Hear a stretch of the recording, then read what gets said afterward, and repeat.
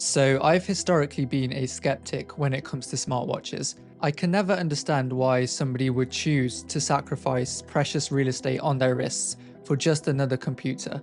And people would tell me things like, Well, you can go for a walk without having to take your phone out with you. yeah, well, I didn't spend $1,000 on my phone just to leave it at home. However, in September 2022, I decided to cave in and give the Apple Watch Series 7 a try. And in this video, I'll be sharing my experience using the Apple Watch for the past 2 years, because there are a few things that I wish I knew before embarking on this journey.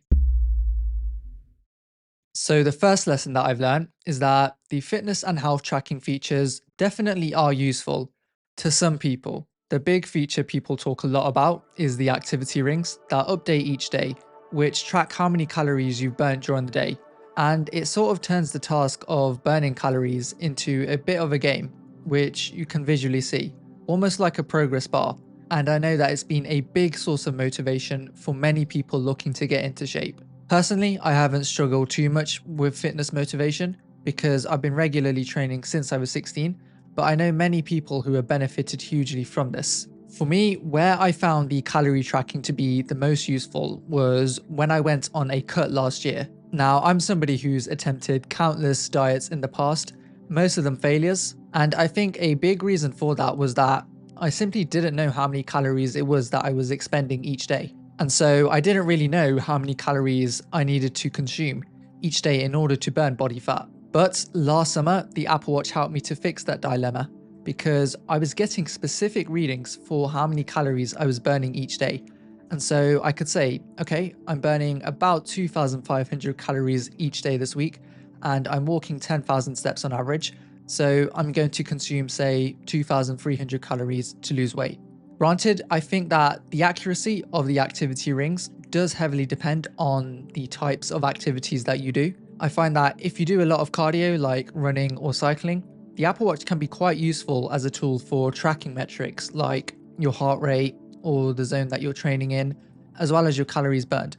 But if you're training using weights for hypertrophy, I don't think that the Apple Watch will give you a huge benefit in terms of calorie tracking. If anything, I find that the watch typically tends to overestimate things by quite a bit, and so fitness tracking can be great, provided you know how to use it. I think where I'm still a bit more skeptical is with the other health tracking features, like the heart rate and the sleep tracking. I think it's cool that you can track these metrics on your watch, but I haven't personally found them to be game changers for me, at least not yet. And I think that's mainly because I don't really think that information is valuable unless you specifically act on it. For example, let's say that my Apple Watch tells me that I've averaged 5 hours of sleep per night over the last 6 months. Firstly, I could probably tell that I'm a bit underslept because I'd constantly be tired all the time. But secondly, knowing this isn't going to be of any help unless I actively make a change to my lifestyle choices. And in fact, on some mornings, I'll wake up feeling fully rejuvenated, but my watch will tell me that I've only slept 6.5 hours. And so all of a sudden my brain goes into panic mode, placebo kicks in, and I almost end up tricking myself into feeling tired. Maybe this is just an age thing, and perhaps as I get older, I will start to care more about health metrics like this, but for now, I wouldn't really call them a killer feature for me personally. I guess what I'm trying to say here is that the health and fitness tracking can be useful, but you have to actively put in some work and ensure that you're taking appropriate actions based on the data that you've been given. Now, another benefit that people talk about when it comes to the Apple Watch is the notification management and the ability to keep up to date with all of your important messages without having to constantly check your phone. And I have mixed feelings about this. Initially, when I got my Apple Watch, I found that I was actually getting more distracted by the notifications and the random Instagram messages that I was getting. I was constantly checking my watch for that red dot at the top whilst I was meant to be working. It almost became a bit of an addiction, and in many ways it made me less present during social interactions. But then I realized I was doing it all wrong, because you can actually filter which notifications on the iPhone come through onto your Apple Watch in the watch settings app. So you can have it so that only your emails or your WhatsApp messages will show up on your watch, but not messages from Instagram or Snapchat. And that way your watch becomes less distracting. But then I realized that I could also do this on my phone itself and not have to worry about random messages throwing me off. And so that's what I've now done. Only VIPs in my mail app and messages from a select few people and apps can now show up on my iPhone, which sort of defeats the point of the Apple Watch filtering out notifications for me, since there are no notifications to filter anymore. Granted, if you are a busy person who's constantly checking their phone for important messages, then I can see the notification management feature on the Apple Watch being quite useful. I guess we just have to be sort of honest with ourselves about how important the messages we receive really are. And for me, they aren't really that important. I also find that some notifications don't always sync properly. I've had plenty of occasions where I'll receive a call on my iPhone in my pocket, but the call won't show up on my Apple Watch. And so I still have to get my phone out of my pocket to answer it. And I find that some features, like the ability to mirror your iPhone's camera onto your Apple Watch, or the mirroring of certain messages, don't always work properly, or they'll just take too long to load, which does detract from the seamless experience you expect from Apple products. In fact, one thing that continues to annoy me about the Apple Watch is its lack of ecosystem integration with other Apple devices like the iPad. For example, if you play some music on your iPhone, that audio will mirror onto your Apple Watch because obviously the devices are tethered together. But if you have the same music playing on an iPad, that audio won't sync across. Maybe that's because there just aren't enough iPad users out there to justify having this sort of feature, but I would like to see Apple introduce more ecosystem integration when it comes to the Apple Watch in the future. Thankfully though, one productivity feature that I have gotten out of my Apple Watch is the ability to quickly capture down ideas. I find that the Apple Watch is great for quickly jotting down reminders, running quick calculations, and shazamming songs in public, and being alerted about upcoming calendar events. Because whilst you might not always have your phone on you, chances are you're always going to have your watch on you, except for when it's charging. Which brings me on to the next point, which is that the battery life on the Apple Watch is a lot better than I was expecting. I'm someone who wears my Apple Watch even when going to bed, and I've never had issues when it comes to charging this thing.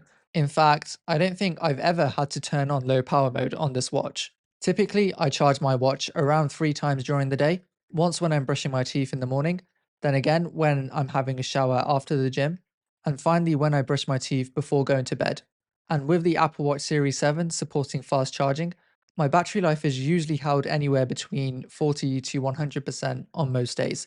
So I've never really felt inconvenienced by having to charge my Apple Watch. In fact, the Apple Watch has several unique features which have actually made my day-to-day life a lot more convenient.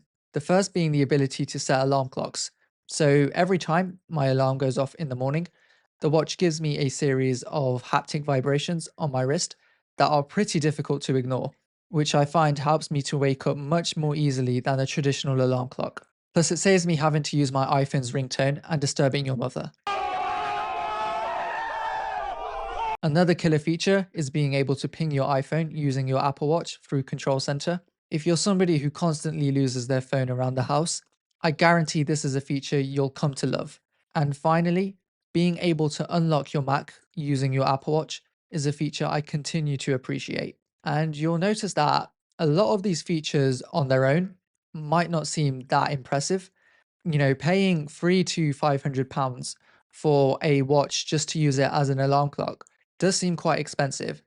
But then when you pair that with the ability to Shazam songs wherever you are, or with the ability to load stopwatches and run quick calculations and check the weather and track your habits, or even being able to control the heating in your house using your watch, all of a sudden you begin to realize that the Apple Watch can actually be pretty useful in situations where you quickly need to glance at a small piece of information. One thing I quickly wanted to touch on was fashion and the aesthetics of the Apple Watch.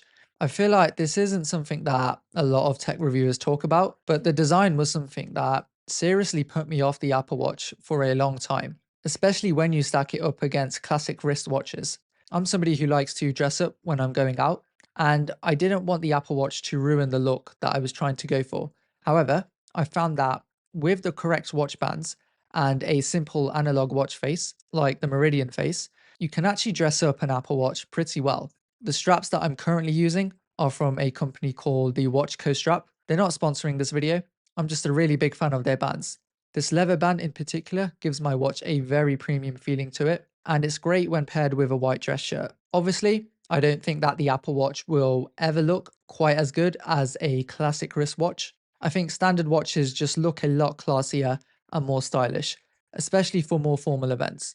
But for everyday usage like business casual events or simply going out in the evenings, I think you can easily pull off wearing an Apple Watch. Now, if you are somebody who cares a lot about aesthetics, I'd highly recommend that you opt for the stainless steel Apple Watch model if you can afford it, because the stainless steel models look and feel like actual pieces of jewelry compared to the aluminium models. And if you want the most amount of flexibility when it comes to customizing your watch with different watch bands, then I'd recommend going for the silver over the space gray model. Yes, stainless steel will cost you a bit more, but I think that the cost is well worth the benefits if you're somebody who cares about design and are planning to keep your Apple Watch for a long time. And if you do want to save a bit of money, I'd recommend purchasing your Apple Watch refurbished because you can usually get discounts of around 10 to 15%. In fact, this is exactly what I did. I purchased the stainless steel Series 7 model refurbished as soon as the Apple Watch Series 8 was announced because there was basically no difference between the Apple Watch Series 7 and the Series 8. And it cost me about £550, which was only £50 more than the cheapest aluminium Apple Watch Series 8 at the time. So would I recommend the Apple Watch to most people? I think if you're somebody who's looking to take their health a bit more seriously or trying to become less dependent on your iPhone, then the Apple Watch can definitely be a great tool. Having said that, I don't really find it to be an essential tool for my daily life, like devices like my Mac or my AirPods. For me, owning an Apple Watch is very much a luxury that makes my life slightly easier and slightly more enjoyable. Sure, it's nice being able to pay for stuff using Apple Pay on my watch, but equally, I feel like if I was to one day lose or break my Apple Watch, I wouldn't really be in a major rush to go out and replace it. And yeah, if I was going out to build my ideal Apple ecosystem, I think the Apple Watch would probably be one of the last devices that I'd go out and get. Granted, this is very much my own subjective experience, and I appreciate that there will be many people out there who absolutely love their Apple Watches, especially if you own a cellular Apple Watch. I think that the ability to just be able to go outdoors for a walk, throw in a pair of AirPods and listen to some music or a podcast on your Apple Watch can definitely be a killer feature for some people. It's almost like having a tiny iPod on your wrist. And if you're buying an Apple Watch SE for a child, you're giving them all of the basic functionalities of a smartphone without all of the distractions that come with it. And of course, a lot of it does just boil down to your expectations for the watch. If you're buying an Apple Watch expecting it to be some kind of replacement for your iPhone, then you're probably going to be disappointed because I feel like trying to replace your iPhone with an Apple Watch is like trying to replace a MacBook with your iPad or a DSLR camera with an iPhone camera. Sure, it might work for some people, but for the vast majority of people, I'd say that the Apple Watch is best considered as an extension of your iPhone rather than a replacement for it. But let me know what you guys think of the Apple Watch in the comments down below, because I am curious to see how other people use the device during their day-to-day life. Make sure to follow me on Instagram and Twitter and subscribe for the next one.